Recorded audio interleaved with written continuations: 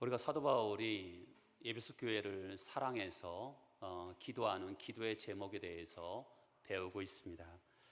우리 지난주에는 하나님을 아는 지식이 알 수 있도록, 하나님을 더 알 수 있도록 해달라는 첫 번째 기도 제목을 나눴습니다. 오늘은 두 번째, 세 번째 기도 제목을 나누려고 합니다. 18절 한 절만 보려고 하는데요. 너희 마음의 눈을 밝히사 그 부르심의 소망이 무엇이며 성도 안에서 그 기업의 영광이 풍성이 무엇인지 알게 해주시기를 기도하고 있습니다. 우리가 지난주에 한번 봤던 지혜와 계시의 정신을 너희에게 주사, 이렇게 말하고 있었죠. 지혜와 계시의 영은 성령 하나님이십니다. 성령 하나님이 우리에게 임하시면 우리가 지혜와 계시의 영이 이신 성령 하나님 우리에게 임하시면 우리가 하나님을 알게 되죠. 근데 하나님은 우리를 어떻게 알게 하십니까? 성경을 통해서 우리를 하나님은 알게 하십니다. 성경은 어떤 성경책입니까? 성령의 감동으로 기록된 책이죠. 근데 성령의 감동으로 기록된 이 책을 우리가 어떻게 알 수 있습니까? 너희 마음의 눈을 밝혀주셔야지만이 성경을 알게 되는 거죠. 성령 하나님의 사역은, 우리를 하나님을 알게 하시는 사역은 두 가지라고 볼 수가 있는 것이죠. 첫 번째는 성령의 감동으로 우리에게 성경을 주시고, 그리고 우리가 읽을 때 우리의 눈을 밝혀주셔서 성령의 빛을 밝혀주셔서 이 성경을 깨닫게 하심을 통해서 하나님을 알게 하신다라는 것입니다. 너희 마음 눈을 밝히사, 이것을 학자들은 성령의 조명이라고 해석합니다. 성령께서 하시는 중요한 두 가지 사역, 성경을 통해서 우리를 하나님을 알게 하시고, 성경을 읽을 때 우리로 하여금 마음의 눈을 밝혀주셔서 성경을 깨닫게 하셔서 하나님을 알게 하시는 것이죠. 우리가 예수를 믿으면 거듭날 때 우리의 눈이 밝아집니다. 예수께서 니고데모에게 거듭나지 아니하면 하나님 나라를 볼 수 없다고 합니다. 하나님 나라를 깨달을 수 없다는 것이죠. 거듭나서 마음의 중심이 새로워지지 않으면 깨닫지 못하고 하나님 나라를 볼 수도 없다고 합니다. 우리가 거듭나면 눈이 열어집니다. 근데 이 세상을 살아가요. 우리가 세상을 살아가다 보면, 거듭거듭 사랑하다 보면 자꾸만 눈이 어두워집니다. 성도가 되는 순간에 우리가 분명 일정한 정도 눈이 열렸습니다. 그런데 자꾸만 세상을 살다 보면 우리가 눈이 자꾸만 어두워지기 때문에 신앙이 자라기 위해서는 성령이 조명하심이 필요한 것이죠. 성령께서 깨달을 수 있도록 도와주셔야 되는 것입니다. 자, 제가 오늘도 설교하기 전에 무슨 일을 했습니까? 기도했죠. 그렇죠? 우리가 하나님의 말씀을 깨닫기 위해서는 기록되어 있는 성경만 가지고 되지 않습니다. 왜냐하면 우리의 눈이 자꾸만 삐뚤어져 있기 때문에 그렇습니다. 이 세상에 살면서 자꾸만 성경이 말하는 방식으로 우리가 이 세상을 봐야 되는데, 세상이 우리에게 주는 가치관으로 자꾸만 우리가 세상을 바라보는 형식을 갖추기 때문에 우리가 성경만으로는 하나님의 뜻을 깨달을 수 없습니다. 뭐가 필요하죠? 우리의 마음의 눈을 밝혀주셔야지만이 성경을 깨달을 수 있고 말씀을 깨달을 수 있기 때문에 제가 설교 전에, 모든 설교자는 설교 전에 대부분 기도하면서 시작하는 것을 볼 수가 있습니다. 어느 분이, 목사님 저는 어지간히 성경을 읽는데 깨달을 수가 없어요. 이런 분들은 오늘부터 성경을 읽기 전에 꼭 기도하고 성경을 읽으시면 훨씬 더 깨달았기가 아주 좋습니다. 우리 새벽 기도하죠. 새벽 기도할 때 어쩔 때는 우리가 기도만 할 때가 있어요. 그러니까 말씀을 듣지 않고 기도만 할 때가 있는데, 한번 비교해 보시면 압니다. 그냥 와서 기도하는 것과 말씀을 듣고 기도하는 것, 어느 게 훨씬 더 기도가 쉽게 열리는지 우리는 알 수 있습니다. 말씀을 듣고 기도하면 훨씬 더 기도하기가 편합니다. 마찬가지로 성경도 그렇습니다. 그냥 읽기보다는 기도하고 주여 저의 눈을 열어 주의 기이한 법을 깨닫게 하옵소서. 이렇게 해서 기도하고 성경을 읽으면 성경이 훨씬 더 우리의 눈을 밝혀주셨기 때문에 읽기가 굉장히 쉽고 깨달을 수 있게 되는 것입니다. 또 하나 성령이 하시는 일, 포인트를 맞춰보면 뭐냐면 마음의 눈을 밝혀서랍니다. 우리가 제대로 믿는 일은요, 머리로만 되지 않습니다. 우리가 제대로 예수를 믿으려면 감정으로, 열심만으로 되지 않습니다. 그리고 우리가 제대로 믿으려면 의지만 가지고 되지 않습니다.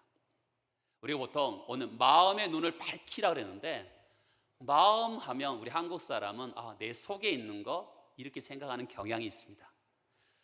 오늘의 말씀에 마음의 눈을 밝혀서라는 것은 어떤 거냐면 우리의 지성, 감성, 우리 손과 발, 의지까지 포함된 전 인격이 마음에 해당된다고 볼 수가 있는 거죠. 만약에 우리가 머리로만 신앙생활을 한다면 굉장히 메마르고 드라이할 수가 있겠죠. 또 열심만 갖고 생활해 보세요. 사람은 열심만 있는 사람은요, 종종 변별력이 없고 절제함이 더 없습니다. 그러면 신앙이 왜곡되는 거죠. 아름다운 신앙생활을 해야 되는데 신앙이 왜곡되면 안 되잖아요. 그래서 너희 마음의 눈을 밝히사, 지성이 밝아지고 감성이 밝아지고 또한 우리의 의지가 밝아지기 위해서 기도하고 있는 것이죠.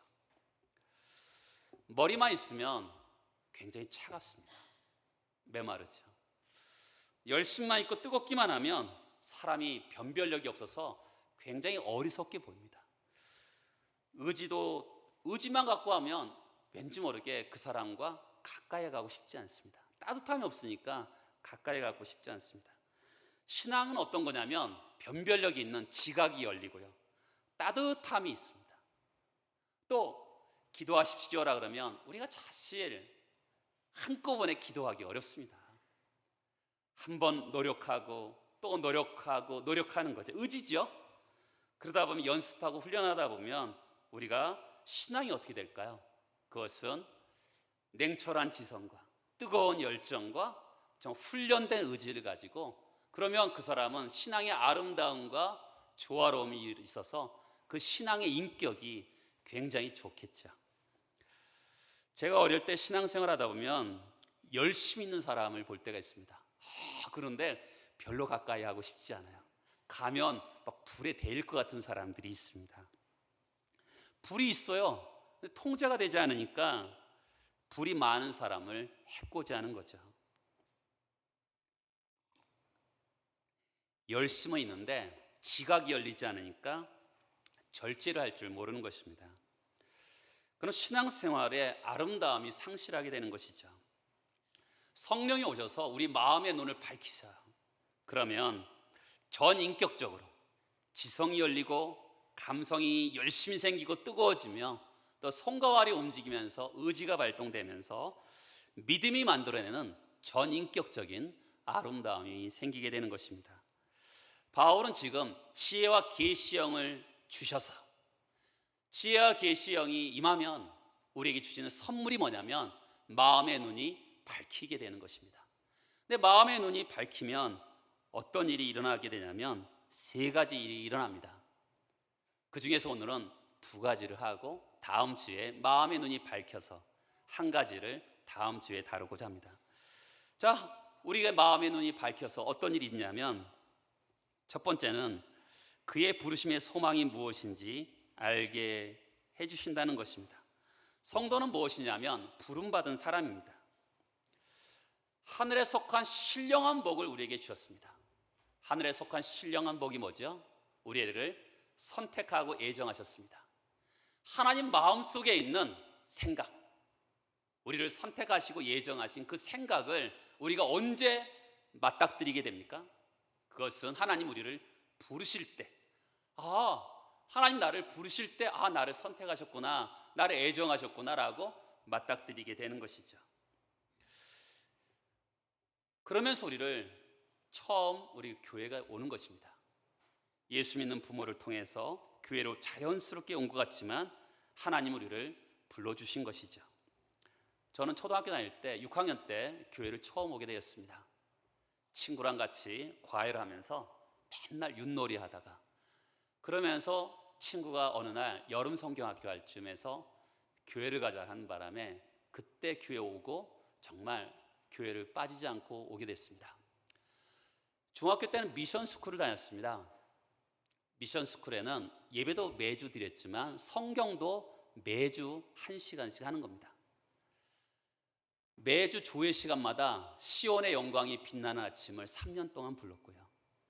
성경 시간에는 꼭 부르는 찬송이 뭐냐면 울어도 못하네, 힘써도 못하네, 참아도 못하네, 믿으면 하겠네라는 찬송을 3년 내내 성경 시간마다 부르게 되었습니다. 제가 대학교 4학년 때 예수를 깊이 체험하게 될 때, 만나게 될 때 그 찬송이 떠오르게 됐습니다. 내가 힘써도 안 되고 울어도 안 되고 참아도 안 되는구나. 내가 믿어야 되겠구나. 믿어야 천국 가는구나. 그 찬송이 떠올랐습니다. 그때 저희를 가르쳤던 성경을 갔던 목사님은 제가 보기에는 깡패 목사님이었습니다. 얼굴 생김새도 등치도 말하는 것도 영락없이 깡패였습니다. 그런데 그분이 그렇다고 말을 막 험하게 하진 않으셨어요. 근데 그분의 그 가르침은 특별하게 기억이 안 나지만 그 찬송이 똑같은 찬송 3년 동안 내내 부르니까 얼마나 기억이 났겠습니까? 근데 그 찬송이 저를 불러주시는 것이죠. 하나님이 나를 부른다. 사실 저는 못 느꼈습니다. 근데 초등학교 때 제 친구를 통해서 저를 교회 오게 하시고 미션 스쿨을 다니면서 그 찬송을 부르면서 하나님이 다양한 방식으로 저를 불러주시는 것을 보게 됩니다. 모든 신앙의 첫걸음 뭐냐면 부르심입니다. 로마서 8장에 보면 하나님을 사랑하는 자, 그 뜻대로 부르심을 입은 자, 예수 믿는 사람을 두 가지로 얘기하죠. 하나님의 사랑을 받은 자, 그리고 부르심을 받은 자라고 표현하고 있습니다. 뒤이어서 로마서 8장 뒤에 보면 미리 정하신 그들을 부르시고 부르신 그들을 의롭다 하시고 의롭다 하신 그들을 영화롭게 하셨다라고 말씀하고 있습니다. 미리 정하셨어요. 그리고 우리를 불러주신 것이죠. 하나님께서는 부르시면 끝까지 가십니다. 영화롭게 하셨다. 그렇죠? 일직선으로 달려가는 겁니다. 중간에 실패하거나 넘어지지 않습니다. 우리를 부르셨으면 우리를 영화롭게 하는 데까지 반드시 실패하지 않으시고 우리를 이끌어 가실 것입니다. 종종 강적들을 만날 때가 있죠. 하나님이 야, 너는 너무 강적이다. 넌 안 되겠다. 이렇게 하시는 법이 없습니다. 너에게 쓸 시간이면 다른 사람에게 쓰는 게 낫겠다. 하나님은 그런 법도 없습니다. 부르셨으면 영화로운 단계까지 반드시 가시는 분이 그분이십니다. 이 모든 과정의 첫 번째가 뭐라고요? 부르심인 것입니다. 사도 바울이 부름받은 자로서 우리가 무엇을 알기를 원하십니까? 부르실 때 하나님은 어떤 목적을 가지고 우리를 부르셨습니다. 우리가 보통 남들처럼 좋은 대학 가고 좋은 직장 가고 화목한 가정을 이루고, 성경은 이것이 전부라고 생각하지 않습니다. 하나님 우리를 부르실 때 어딘가에서 우리를 목적을 가지고 우리를 부르신다는 것이죠. 저는 초등학교 다닐 때 초등학교를 두 군데 다녔는데 교훈이 생각나는 학교는 초등학교 첫 번째 다녔던 학교만 생각납니다. 쓸모있는 인간이 되자. 제가 다녔던 학교는 제가 졸업했으면 제가 마지막 졸업생이었습니다. 지금의 대한상공회의소 자리입니다. 제가 서울의 중심부에 살았거든요. 근데 그것은 좋은 거죠. 근데 그것은 막연한 겁니다. 그렇죠? 쓸모있는 인간이 되자. 훌륭한 사람이 되자.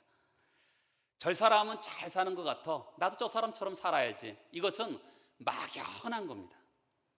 하나님 우리를 막연하게 부르시지 않으셨습니다. 하나님 우리를 어떤 목적을 가지고, 그렇죠? 그 목적을 가지고 부르셔서 거기까지 우리를 이끌어 가신다라는 것입니다. 하나님 우리를 부르신 대로 살면 우리가 행복합니다. 그렇죠? 나에게 어떤 부르심이 있다는 확신을 가지면, 내가 그렇게 살면 우리에게 행복과 감격이 있습니다. 세상 사람들처럼 돈 잘 벌고 성공한 사람 같고 우리는요, 거기에 만족할 수 없습니다. 세상에서 차선이 최선의 가장 원수라는 말이 있습니다. 그렇죠? 내가 이 정도 살면 되지 않아? 최선이 뭐죠? 하나님이 우리를 부르신 그 자리입니다. 근데 우리는 하나님이 부르신 그 자리가 아니라 그냥 적당하게 돈 벌고 적당하게 살고 막연한 거, 그것은 하나님이 우리를 부르시는 자리가 아닐 수가 있는 것이죠. 우리는 그냥 열심히 교회 다니고 남들 보기에 훌륭한 사람 같으면 그렇게 막연하게 살고 있습니까? 아니면 하나님이 나를 어디로 부르시고 있는지 하나님께 여쭈어봐야죠. 하나님, 저를 어디로 부르고 계십니까? 여쭈어봐야 되는 것이죠. 제가 이번 주에 사도행전을 요즘 설교하고 있는데, 나의 달려갈 길과 내 사명을 다 마치려 하면은 내 목숨도 아끼지 않겠다. 사도 바울이 이렇게 얘기했습니다. 그 사도 바울은 어떻게 보면 그의 마지막 순간이죠. 근데 우리는 그 말씀을 언제 은혜 받죠? 사실 20, 30대에 우리는 하나님 앞을 만날 때 내 생명을 다하여서 주님을 섬기라고 우리 그 말씀을 접합니다. 그러나 50대, 60대가 되어서도 변함없이 그 말씀 우리에게 주어진 말씀이죠. 그렇죠? 내 사명을 다하기까지는 내 생명을 조금도 여기지 않는다. 그 말씀이 50대, 60대에도 적용되고 동일한 말씀이 나에게 적용될 때 하나님 우리를 부르시는 그 자리까지 갈 수가 있는 것이죠. 그것은 젊을 때 하는 거다. 어디 그런 말씀이 있습니까? 계속적으로 하나님께서 나를 그 길로 이끌어 가시는 것이죠. 주님의 부르심은 두 가지로 생각할 수 있습니다. 객관적인 부르심과 주관적인 부르심입니다. 객관적인 부르심은 우리가 앞에서 봤습니다. 한번 볼까요? 하나님 우리를 선택하셔서 무엇을 합니까? 1장 4절에 보면 거룩하고 흠이 없게 하시려는 목적을 가지고 우리를 백성을 삼으셨습니다. 그리고 5절에 보면 자기 아들들이 되게 하시려고 우리를 부르셨습니다. 그리고 7절에 보면 그의 피로 말미암아 속량 곧 죄 사함을 받게 하기 위해서 우리를 부르셨습니다. 그리고 11절에 보면 영광스러운 기업이 얻게 하시려고 우리를 부르셨고요. 또한 12절에 보면 영광이 찬송이 되게 하기 위해서 우리를 부르셨습니다. 누구든지 하나님에게 부름받은 사람들은 객관적으로 이렇게 부름을 받는 겁니다. 거룩하고 흠이 없게 하시려고, 영광이 찬송이 되게 하시려고, 또한 기업의 영광이 되게 하시기 위해서, 죄사함, 속량, 깨끗함을 하기 위해서 우리를 객관적으로 부르셨습니다. 그런데 하나님은 또한 주관적으로도 우리를 부르시는 것이죠.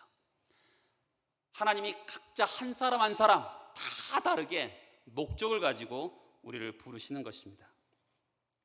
꼭 목사가 되고 선교사가 되라는 말씀은 아닙니다. 우리 가운데 어떤 사람은 평생을 한 아내의 남편으로서, 또 한 사람의 남자의 아내로서, 어머니로서, 아버지로서, 자녀로서 그렇게 부름받은 분도 분명히 있습니다. 그 안에 하나님의 독특한 부르심이 있는 경우가 있어요. 저는 어느 분을, 그런 분을 만난 적이 있습니다.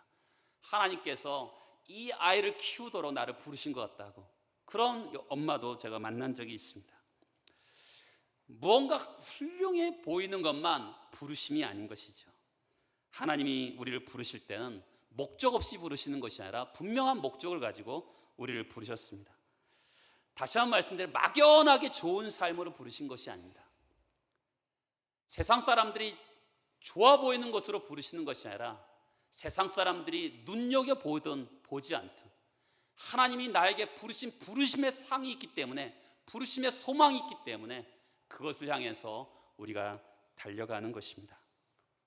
너희 속에 착한 일을 시작하신 이가 그리스도 예수의 날까지 이루실 줄을 확신하는 것이죠. 하나님이 우리를 부르셨습니다. 부르신 그 하나님께 우리를 의롭다 하십니다. 우리를 의롭다 하신 그분이 실패하지 않고 영화롭게 흠도 점도 없이 우리를 영화롭게 우리를 이끌어 가실 것입니다. 나 내 꼬라지를 보면 절대로 그럴 수 없을 것 같은데, 여러분, 우리는 목적어가 중요하다 그랬잖아요. 믿음이라는 것은 내가 믿습니다, 나에게 강조점이 있는 것이 아니라 목적어, 하나님을 믿는 겁니다. 기독교는 특별하게 하나님을 믿는 거예요. 내가 믿는 하나님은 어떻게 하신다고요? 점도 없고 흠도 없이 우리를 이끌어 가신다고 분명히 말씀이 그렇게 하기 때문에 그 목적어를 믿는 거죠. 세상을 살다 보면 세상이 막 흔들립니다. 세상은 정함이 없습니다. 요동합니다. 그러다 보면 우리는 사실 두려움도 있습니다. 일정한 정도의 근심도 있습니다. 그러나 그것이 전부가 아니죠. 하나님이 우리를 부르신 하나님, 실패하지 않을 줄 알고 그분을 신뢰하면서 나가는 것입니다. 믿음으로 신실하게 가는 것이죠. 어떤 분이 저한테 목사님 어떻게 목사로 부르시는 것을 분별하셨어요? 라고 묻는다면 저는 3가지로 대답할 수 있을 것 같습니다. 첫 번째는 주관적인 부르심입니다. 주관적인 확신이죠. 굉장히 중요합니다. 저는 어렸을 때부터, 초등학교 때부터 대학원 다닐 때까지 한 번도 등록금을 제때 내본 적이 없습니다. 초등학교 그 육성예비가 얼마나 된다고, 근데도 한 번도 제때 내본 적이 없습니다.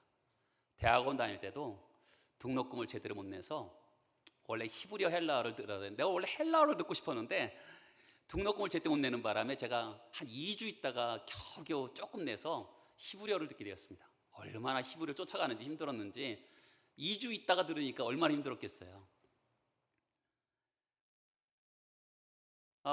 우리 워낙 가난하니까 제가 이제 우리 가정을 일으킬 수 있는 유일한 사람이었습니다.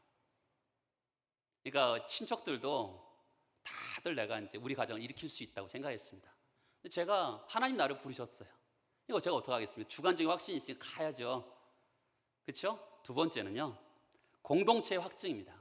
제가 사람들에게, 제가 어렸을 때 다녔던 교회에서 제가 하나님이 나를 부르시는 것 같아요, 제가 신학교를 가야 될 것 같아요, 이랬더니 사람들이, 많은 사람이 저한테, 그래, 너 하는 거 보니까 목사가 돼야 될 것 같아, 옛날부터 나도 그렇게 생각했다, 그런 분들이 있더라고요. 함께 지지해주는 공동체의 증거가 있어야 됩니다. 세 번째는 말씀이 주는 객관적인 확신이죠. 하나님 부르심이라는 것은 3가지가 꼭 있어야 됩니다. 주관적인 확신이 있어야 되죠. 두 번째는 객관적으로 사람들이, 공동체의 증거가 필요합니다. 세 번째는 객관적인 말씀의 증거가 필요한 거죠. 많은 사람들이 경건의 시간을 갖습니다.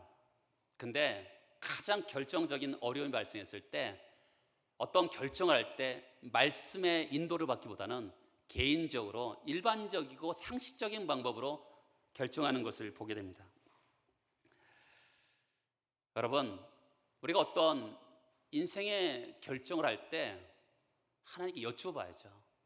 그리고 들어봐야죠. 무엇을 원하시는지. 우리가 하나님 앞에 그런 시간도 필요합니다. 그렇다고 하나님께서 매사에 야 이거 해 저거 해, 우리를 로봇처럼 대하지는 않습니다. 여러분들도 자녀를 대하시지만 자녀한테 물어볼 때가 있잖아요. 너는 어떻게 생각하니? 라고 물어볼 때가 있습니다. 그런 것처럼 하나님께서 우리를 너는 어떻게 생각하니라고 물어보실 때도 있어요. 사실 그러면 더 골치 아픕니다. 하나님이 너 이거 해 그러면 편할 것 같은데 항상 그러지 않습니다. 너는 어떻게 생각하니? 그러면 내가 책임을 져야 되니까 하나님께 책임을 돌릴 수 있는 방법이 없잖아요. 너 이거 해, 하나님 하라고 했잖아요, 책임지세요라고 할 수 있는데 어쩔 때는 너는 어떻게 생각하니라고 물어보실 때가 있거든요. 그러면 그때 고민해야죠. 하나님, 나는 어떻게 하는 게 좋을까? 고민하면서 우리가 선택할 때도 있는 것이죠. 그러나 하나님은 어떨 때는 반드시 꼭 이것을 하라고 하실 때도 있습니다. 우리가 그 일을 하라 할 때 세상이 알아주지 않을 수도 있습니다. 근데 하나님이 그 일을 하라고 불렀기 때문에 우리가 주저하지 않는 거죠. 그렇죠? 저는요, 그러니까 왜 하나님이 나를 부르셨을까? 그리고 다른 사람, 너는 신학교 갔더니 다 아파서 와서 신학교 온 줄 알았더니 다 멀쩡해서 왔더라고요. 나만 아파서 왔어요. 그리고 고침받아서 왔죠. 왜 그랬을까? 저는 항상 궁금했습니다. 사람들이 그러더라고요. 하나님이 크게 쓰시려고 아프게 했다. 사람들은 처음에 나한테 다 그러더라고요. 그런가 보다 했습니다. 근데 제가 강릉중앙에 와서 제가 목회하면서 왜 하나님이 아프게 하셨을까? 그리고 나를 부르셨을까? 제가 그때 하나님과 빅딜 했잖아요. 하나님 내가 고쳐주시면 하나님을 하겠습니다. 하나님 저를 고쳐주셨잖아요. 하나님을 안 하면 어떻게 될까요? 죽는 거죠. 저는 지금도 일을 하지 않으면 죽는다는 생각을 갖고 사실합니다. 이런 마음을 가지지 말아야 되는데 어떻게 빅딜 했으니까. 근데 제가 여기서 목회를 하면서 깨달은 게 한 가지가 있습니다. 왜 하나님께서 나를 아프게 하시고 부르셨을까? 저는요, 성격이 지랄 맞아갖고 어떤 일을 하다가 부딪히고 하나님 영광을 살려다가 나 살려고 하는데 옆에서 막 그러면 나는 내 성격에 안 할 성격이더라고요. 나는요, 진짜 안 해버리고 맙니다. 그러면 내 성격이 그래요. 저는 정말 안 해버리고 말지, 하나님의 내 영광을 사는데 방해하고 그러면 안 해버리고 말지, 뭐 그렇게 하면서 목회할 필요가 있겠습니까? 저는 지금도 그런 성격입니다. 근데 그럴 수 없는 거잖아요. 하나님 나를 부르셨기 때문에. 그렇죠? 그러니까 저는 그래서 가는 겁니다. 하나님 나를 부르셨기 때문에. 내 성격을 너무나 잘 아시는 하나님께서 그래서 아프게 하셨다. 저 나름대로의 결론입니다. 두 번째, 하나님의 마음의 눈을 밝히셔서 어떻게 하시냐면 기업의 영광의 풍성이 무엇인지 알기를 기도하는 겁니다. 여러분, 우리를 부르시는 것이 첫 번째라면 기업의 영광의 풍성함을 알게 하는 것은 마지막입니다. 성도가 된 우리에게 무엇을 알기를 원하시냐면 기업의 영광의 풍성함이 무엇인지를 알기를 원하셨습니다. 에베소 1장에 보면 하늘에 속한 신령한 복으로 복 주시기를 원하시는데, 하나님이 믿음으로 우리가 다 믿음의 길을 다 마쳤을 때 하늘의 영광의 기업의 풍성함을 주실 것을 우리가 기억하고 살라고 하시는 것이죠. 여러분, 우리가 지금 잘 사는 방법이 뭘까요? 우리 보통 세상적으로도 돼요. 세상적으로도 열심히 살려고 그러면 미래가 보여야지 열심히 살거든요. 마찬가지죠. 우리가 지금을 잘 사는 방법은요, 기업의 영광의 풍성함이 무엇인지 보여야지만이 지금을 잘 사는 겁니다. 마음 눈을 밝히셔서 보고 알고, 그렇죠? 기업의 영광이 풍성함이 무엇인지 보이는 거죠. 아는 거죠. 그렇기 때문에 지금을 열심히 살아갈 수가 있게 되는 것이죠. 이 세상은요, 굉장히 휘둘립니다. 여러분, 우리가 왜 휘둘립니까? 앞이 보이지 않으니까 휘둘리는 거거든요. 근데 어떤 사람이 이렇게 얘기합니다. 하나님, 목사님, 하나님이 나에게 기업의 영광의 풍성, 그 은혜 뭐 주시겠어요? 목사님이 목회하니까 주시고 선교사님이 선교하니까 그런 거 주시지. 나 같은 것은 아닌 것 같아요. 여러분, 그것은 겸손이 아니라 믿음이 없는 겁니다. 성경이 기업의 영광의 풍성함을 주신다는데 아멘하고 믿으면 될 것을 나한테 안 주신다. 믿음이 없는 겁니다. 사도 바울은 우리의 눈이 열려서, 마음의 눈이 밝혀서 기업의 영광의 풍성함이 무엇인지 알기를 원하는 것이죠. 그 기업의 영광의 풍성이 뭘까요? 성경은 이런 방식으로 우리를 기다리고 있음을 얘기합니다. 우리가 지금 예배를 드리잖아요. 근데 어쩔 때는 우리가 형식적으로 예배를 드릴 때가 있어요. 하나님이 계시는지 안 계신지 긴가민가하면서도 예배를 드릴 때가 있어요. 그런데 천국에서는요, 하나님과 얼굴을 맞대면서 그분과 사귐과 교통이 있으면서 너무너무 행복하게 예배를 드릴 것입니다. 그런 기업의 영광의 풍성함이 무엇인지를 우리는 알 필요가 있는 것이죠. 또한 우리는 이 세상에 살 때 이 몸이 질고입니다. 이 몸이 말을 안 들어요. 마음으로는 하나님 말씀대로 살고 싶은데 이 죄의 습관에 익숙해져 있는 이 몸이 자꾸만 우리를 실패하고 넘어지게 합니다. 그런데 자꾸만 병들고 실패하고 휘둘리는 이 몸이 기업의 영광이 뭐라고요? 영광스러운 몸으로 바뀌게 됩니다. 예수의 부활의 몸처럼. 그렇죠? 병듦도 없고 해함도 없고 쇠함도 없고 눈물도 없는 그런 곳으로 우리를 인도하십니다. 저 하늘에는 눈물이 없네. 거기는 슬픔도 없네. 저 하늘에는 눈물이 없네. 거기는 승리만 있네. 고통은 모두 다 사라져버리고 영광만 가득하겠네. 우리 주님이 함께 있을 때는 영원한 기쁨이 있겠네. 그렇죠? 그 안에는 그런 복락이 있는 겁니다. 복락이 뭔지 아십니까? 하나님과 함께 누리는 모든 행복이 복락입니다. 거기에 안식이 있습니다. 그것이 보일 때 오늘을 살아갈 수가 있는 것입니다. 사람들은 믿는 사람에 믿지 않는 사람이나 지금은 기업의 영광이 풍성히 보이지 않기 때문에 똑같이 살아가는 겁니다. 나그네와 행인처럼 그래 나에게는 저 땅이 있다고 믿으면 이 땅을 정말 바르게 살아갈 수가 있는 거죠. 이 세상 사람들과 다르게 살아갈 수가 있는 겁니다. 근데 저 땅이 보이지 않으니까, 저 땅의 기업의 영광의 풍성이 보이지 않으니까 세상 사람들처럼 똑같이 이 땅을 바라보면서만 살아가게 되는 것이죠. 그런 것이 보이기 시작하고 깨닫기 시작하면 믿음으로 살아갈 때 용기가 생기게 됩니다. 왜 자꾸만 믿음으로 사는 게 실패하냐면 그것은 지금이 실제라고 생각하기 때문에 그렇습니다.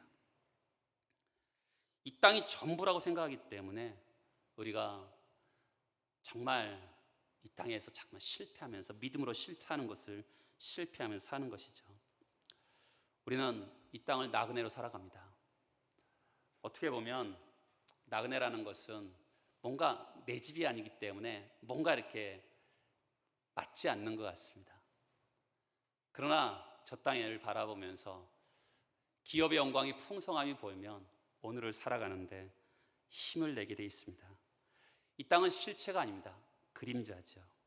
이 땅은 아무리 좋아 보여도 과정일 뿐입니다. 저 땅에 영광스러움이 있는 거죠. 어느 분이 장례식 때 천국에 대한 얘기를 목사님이 설교하셨습니다. 내려오면서 그분이 예수 안 믿는 분이 목사님 정말 천국이 있습니까? 그때 그 목사님이 물론 있죠. 그러면 제가 예수를 믿겠습니다. 여러분 이 땅을 살아가 보면서 저보다 나이가 선배인 분들도 참 많습니다. 저희 교회는. 그러나 저도 나이가 먹어가면서 다시 천국을 더 바라보는 그런 신앙생활을 하게 되는 것 같습니다. 한국 교회를 세상이 비판할 때 한국 교회는 내세를 강조하고 믿음으로 살라라고 얘기하는데 이 세상은 잠깐 불의하고 사랑이 없는데 너희들은 뭐 하고 있냐? 그때 한국 교회는 자꾸만 이 땅에서 바르게 살려고 합니다. 물론 이 땅을 믿는 자로서 바르게 사는 것이 필요합니다. 그런데 정말로 바르게 사는 방법이 뭘까요? 그것은 우리 앞에 기다리는 것이 보여야지만이 바르게 살 수 있는 것입니다. 이 땅이 전부라고 생각하는 사람은 포기하지 않습니다. 아브라함이 롯에게 이렇게 얘기하죠. 네가 좌하면 나는 우하고 네가 우하면 내가 좌하겠다. 여러분 어떻게 세상을 그렇게 삽니까? 좋은 땅 내 땅으로 만들어야 되지 않겠습니까? 포기할 수 있는 게 뭡니까? 하나님이 허락하시는 영광스러운 땅이 보이지 않으면 절대로 포기할 수 없습니다. 그 밭에 보화가 보여야지만이 정말 내게 있는 모든 것을 팔아서 그 보화가 있는 밭을 살 수가 있는 것이죠. 이 땅을 살아가면서 우리가 억울할 때도 있죠. 어쩔 때는 대갚아주고 싶을 때도 있습니다. 그런데 우리가 참고 인내할 수 있는 것은 뭘까요? 그것은 하나님 보시고 아시고 계시죠.